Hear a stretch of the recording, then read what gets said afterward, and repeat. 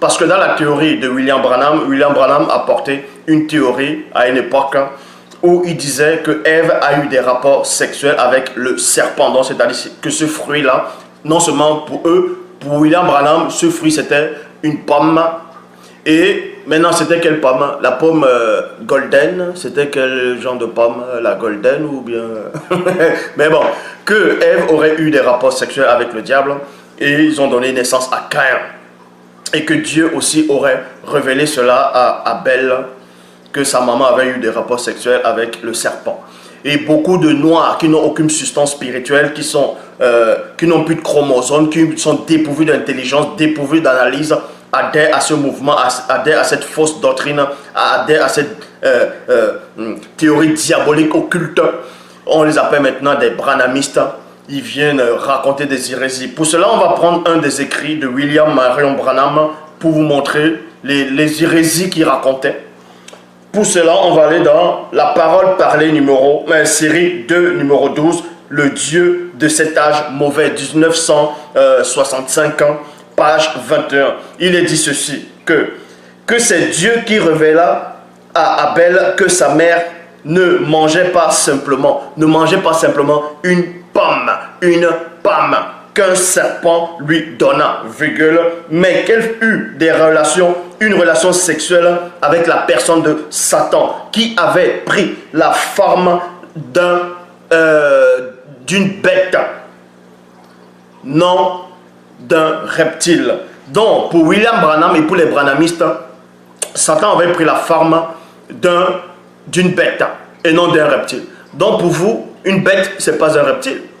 Un reptile n'est pas une bête. Je ne sais pas où vous étiez allé, dans quelle école vous étiez, ou bien, franchement, comment une bête n'est pas un reptile, ou bien, comment se fait-il que vous adhérez à des hérésies? On vous montre, même dans vos propres écrits, vous voyez que vous êtes dépourvu d'analyse, vous êtes dépourvu d'intelligence, vous êtes dépourvu d'éducation, vous êtes dépourvu de chromosomes. William Branham, il raconte qu'une bête n'est pas un reptile. Donc un reptile, c'est quoi alors si ce n'est pas une bête? C'est quoi? Donc, pour cela, je vais prendre quelques passages de Bible actuelle pour démonter la théorie de William Branham, parce que William Branham aussi a pris ses versions bibliques, a pris quelques passages dans la Bible pour démontrer, faire asseoir sa théorie qui ne tenait pas la route, ses explications occultes diaboliques.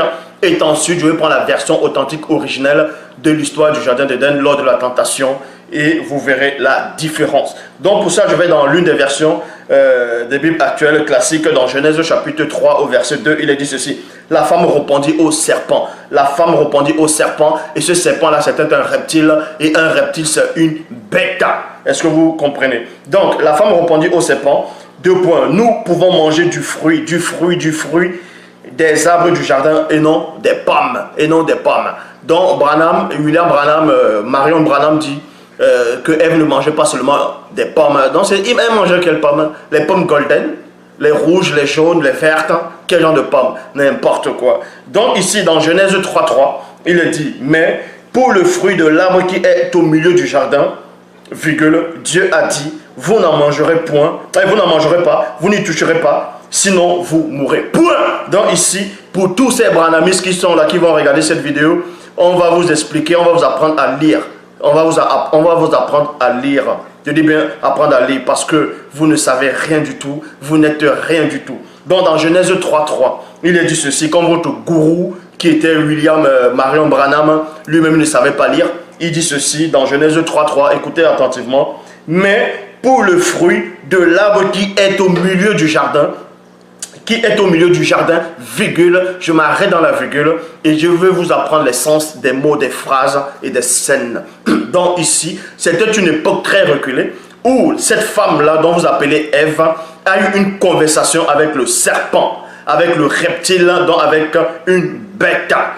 Et durant la conversation, ce serpent lui a fait comprendre, est-ce que vous allez manger tous les fruits des arbres du jardin? La femme a dit, on peut manger tous les fruits des arbres du jardin, mais quant au fruit qui est au milieu, le fruit qui est au milieu, et non le fruit qui est devant moi là. Mais le fruit qui est au milieu, parce que Ève là, Cette femme-là est en train de pointer le fruit défendu qui n'était pas en face d'elle là, devant ce serpent-là, qui n'était pas non plus à côté là du serpent, mais qui était au milieu du jardin.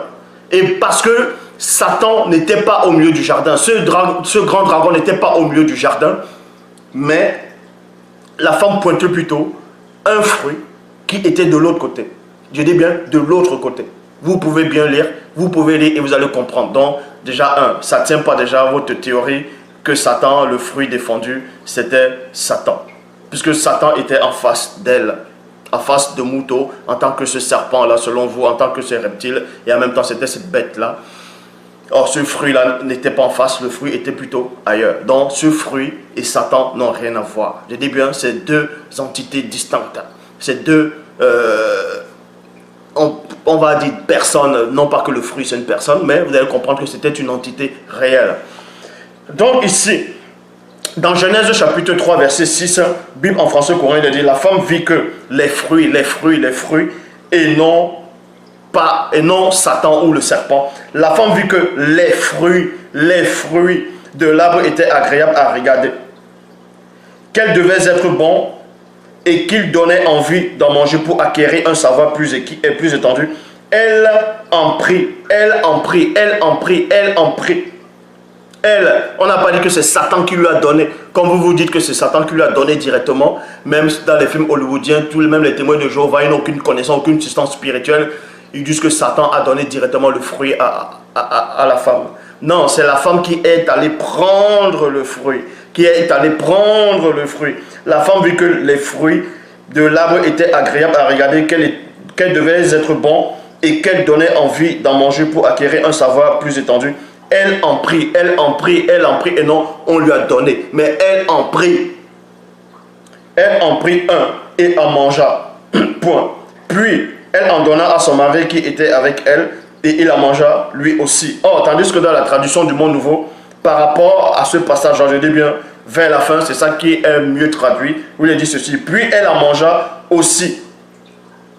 Non, puis elle en donna aussi à son mari, virgule, quand il fut avec elle, virgule, et ils en mangèrent. Donc, parce que lors de la tentation, Adam, celui dont vous appelez Adam, n'était pas là. Il n'était pas là. Parce que s'il était là, cette femme-là, dont vous appelez Ève, n'allait pas manger ce fruit. N'allait pas. Et ce serpent-là n'allait même pas venir parler.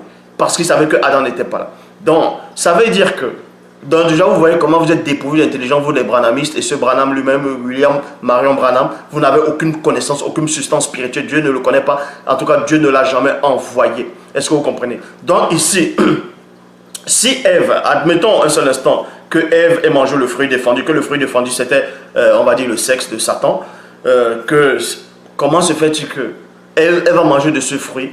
Vous allez dire que c'est Satan, elle a eu des rapports sexuels. Elle prend de ce fruit, elle mange de ce fruit. Elle prend ce fruit, elle donne aussi à Adam. Donc Adam aussi a eu des rapports sexuels avec Satan. N'importe quoi. Dépourvu d'intelligence et de savoir. Genèse chapitre 4 au verset 1, il est dit, Adam eut des relations conjugales avec sa femme Ève. Elle tomba enceinte et mit au monde Caïn.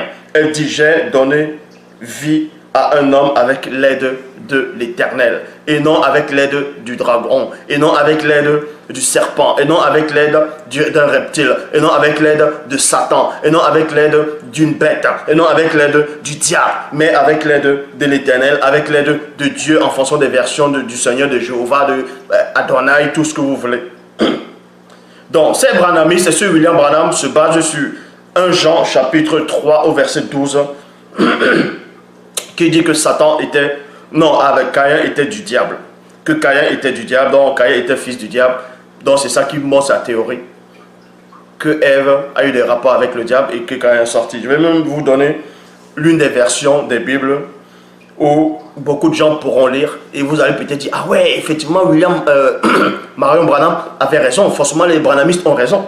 Dans 1 Jean chapitre 3 au verset 12, tradition le maître de Sarcy, il est dit, loin de faire comme Caïn, virgule, car il était enfant du malin, oui, du malin esprit, et il tua son frère. On va vous expliquer, toujours dans dans le même passage, c'est-à-dire quand je dis le même livre d'un Jean, 1 Jean chapitre 3 verset 8, on vous apprend pourquoi Satan, Caïn était du malin, pourquoi il était fils du malin, pourquoi il était fils du diable, pourquoi il était enfant du diable. Non pas parce que c'est le diable qui l'a couché, mais le même Jean n'avait pas fini. Jean a expliqué pourquoi il dit cela. Dans 1 Jean chapitre 3 verset 8, il dit « Celui qui pêche est enfant du diable. Celui qui pêche est enfant du diable, car le diable pêche dès le commencement. Voici pourquoi les fils de Dieu apparurent enfin pour détruire les œuvres du diable. » Donc vous voyez, Caïn, celle qu'on appelle Ève, n'a pas eu de rapport sexuel avec le diable